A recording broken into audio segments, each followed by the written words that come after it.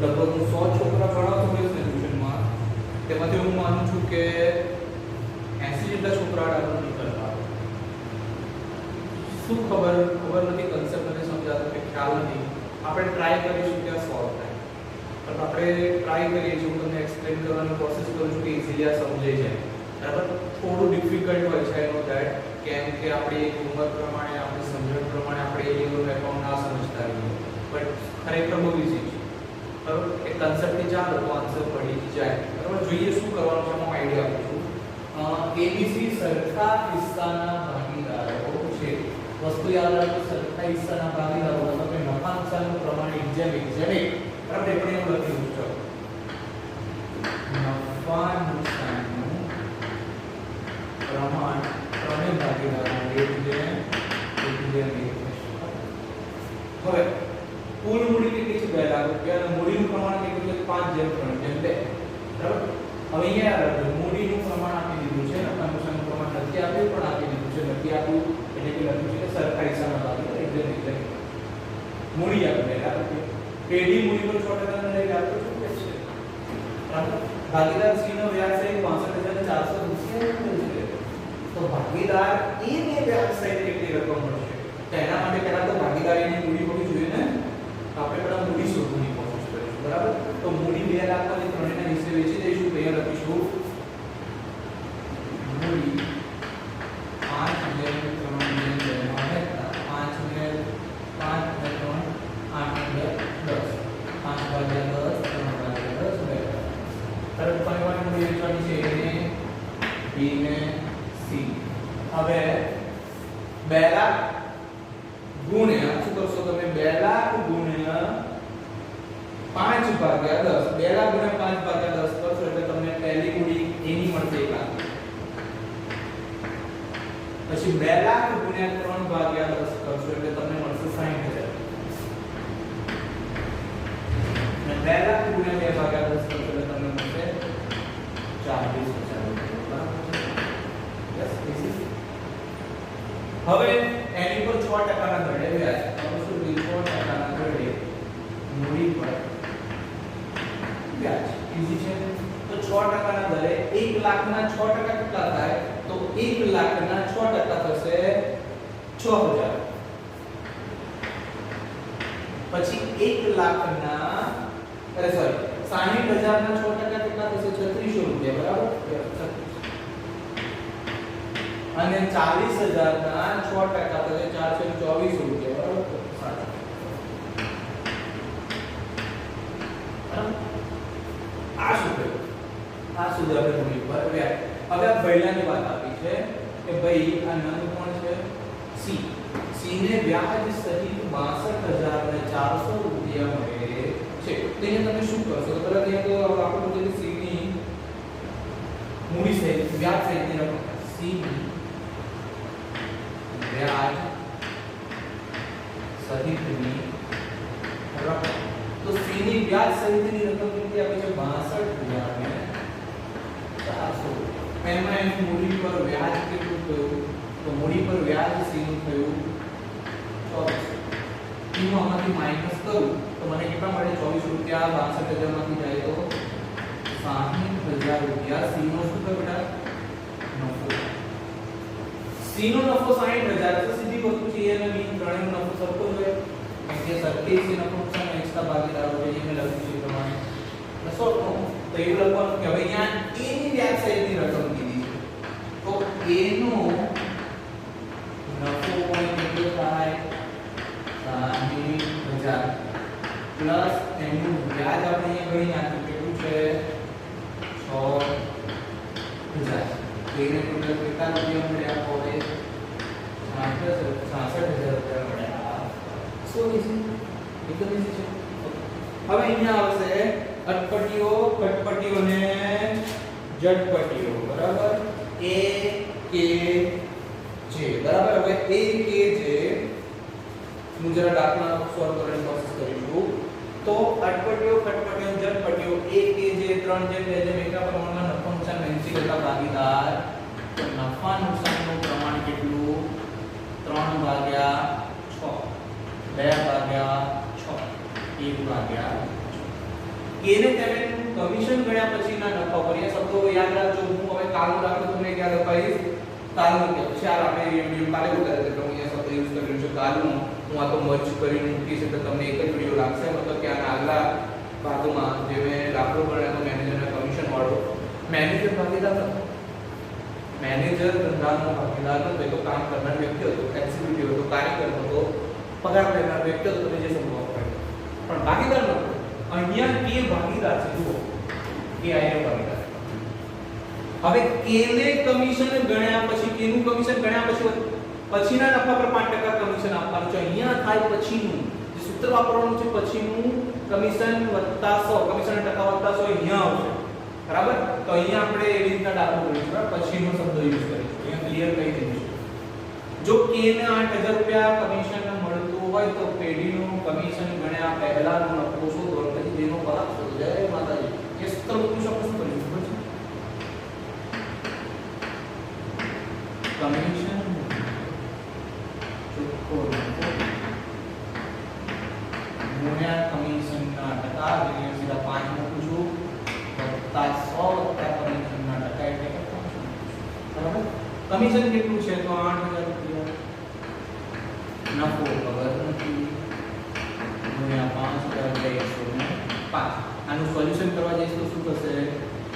નફો બરાબર 8000 ગુણ્યા 105 ભાગ્યા 5. આનું સોલ્યુશન કરશો તો તમને સોલ્યુશન મળશે 1,68,000. કેટલો આવશે? 1,68,000 પેઢીનો નફો. હવે અહીંયા શું પૂછ્યું છે? પેઢીનો કમિશન ગણ્યા પહેલાનો નફો કેટલો? તો આપણે અહીંયા લખીશું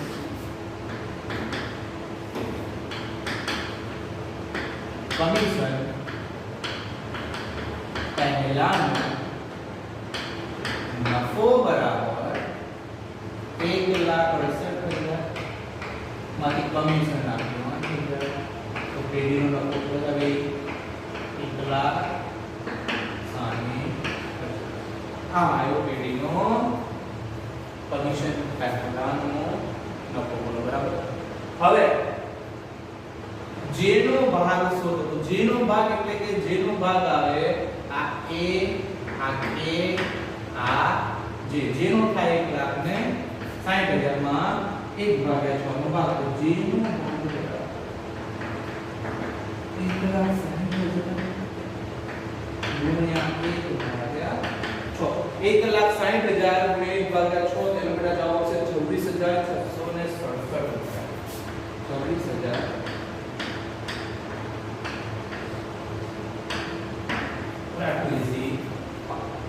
કેલ્ક્યુલેટર પર આપવા જોઈએ.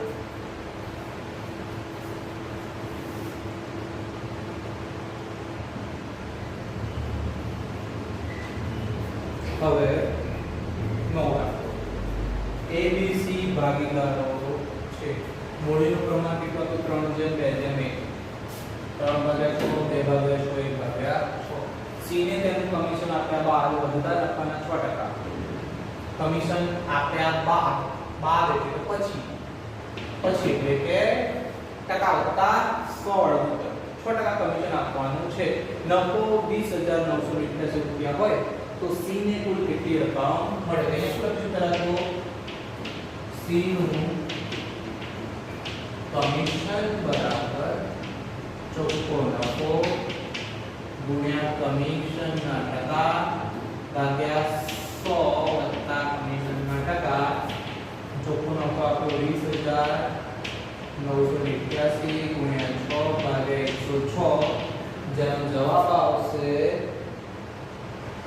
1,188 રૂપિયા. આ શું થયું? તો C ને મળતું કમિશન શું કીધું? એ જો કમિશન આપવા કમિશન નફો આટલો છે. C ને કુલ કેટલી રકમ મળે? બોલો C ને કુલ કેટલી રકમ મળે? તો C નો ભાગ શું થાય? કેવી રીતના શોધીશું? શું કરીશું? C નો હવે નફો આટલો પેઢીનો C નો ભાગ 1 ભાગ્યા મૂડી પ્રમાણ પ્રમાણે કેટલો થાય? મૂડી પ્રમાણે C નો ભાગ કેટલો થાય? 1/6. હવે એ મૂડીનું પ્રમાણ છે સમજો. તો અહીંયા તમે શું કરશો?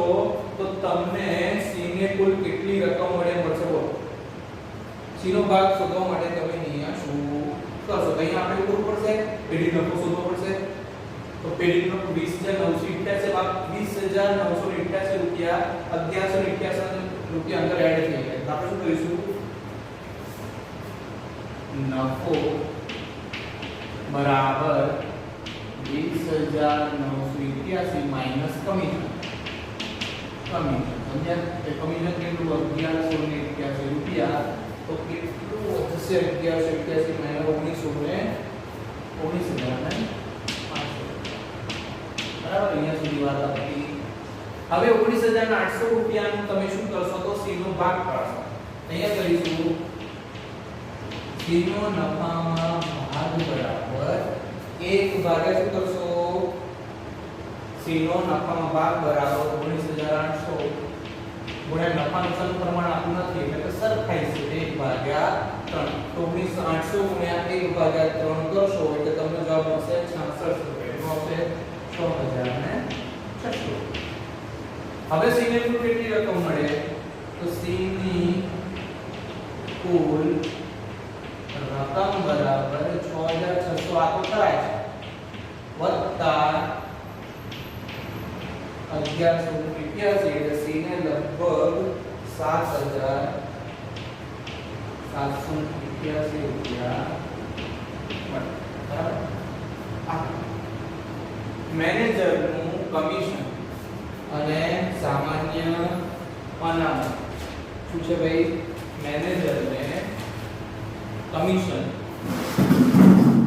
અને સામાન્ય અનામત પહેલાનો નફો 1,38,000 છે જેમાં 6000 સામાન્ય અનામત છે તો નફો બરાબર 1,38,000 માઈનસ સામાન્ય અનામત 6000 રૂપિયા બાદ કરીશું આપણને મળશે 1,32,000 આપણે આના ઉપર રકમ મેળવવાની ખર્ચા માઈનસ કરી દેવા પડે હવે શું થયું છે મેનેજરે તેનું કમિશન બાદ કર્યા બાદ એટલે પછી એટલે કે ટકા વત્તા 100 10% કમિશન આપ્યા પછી કેટલો નફો વધશે આપણે શું કરીશું અહીંયા મેનેજરનું કમિશન શોધીશું સીધી વસ્તુ છે તે કરીશું